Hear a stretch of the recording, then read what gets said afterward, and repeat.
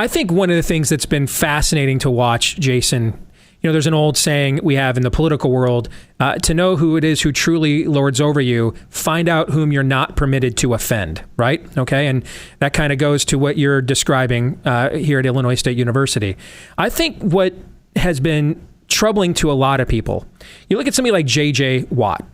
I mean, he's like the Incredible Hulk come to life, right?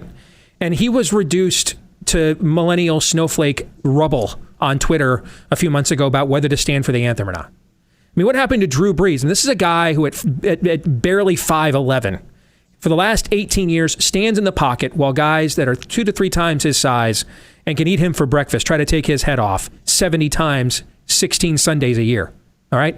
And just stands in there and delivers unabashed courage under fire. And yet, I mean, he became like a human amoeba over this issue with BLM and others earlier this summer. I think what a lot of Americans on our side of that watch shows like this are struggling with, how can these guys who on the outside look like Adonises, they're like the cover of a Men's Health magazine, they're the picture of masculinity, how are they reduced to basically a scene out of Mean Girls over this? I mean, the Steelers are recently like, why are we wearing stuff on our helmets for guys that did drive-by shootings? Why isn't there more of that? I mean, aren't these like the badasses of American subculture? And yet it's like a gathering of millennial snowflakes on a college campus. Look, the Bible says the love of money is the root of all evil. And I have no problem with money, like it. But I'm not going to compromise my values because of it.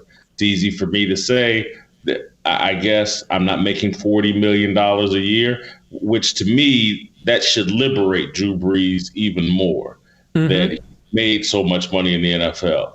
But right now, corporate America has spoken. Everybody's going to worship Black Lives Matter. Everybody's getting on board with this, or it's going to cost you dollars.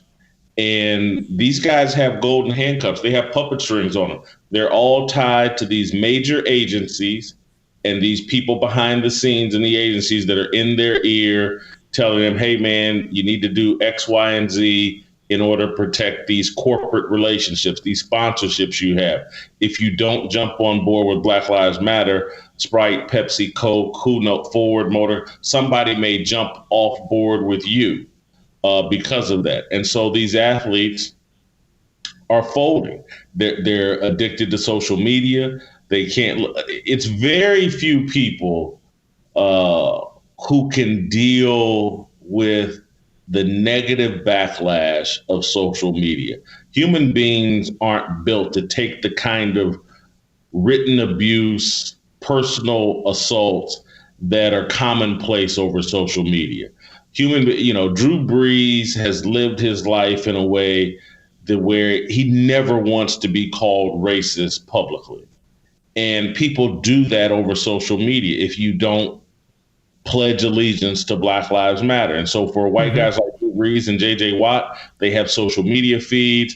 They have their agents who are telling them this is profitable for you. This is how you're going to make money post your career. And so they don't want to jeopardize their social media feeds and have them turn into some sort of Black Lives Matter Twitter storm, lynch mob that just spams them with you're a racist bigot, blah, blah, blah. It's going to cost them money. And so these guys are making decisions with their pocketbooks, not with what they truly believe. It's really just sad and devastating, the rapid change of sports culture.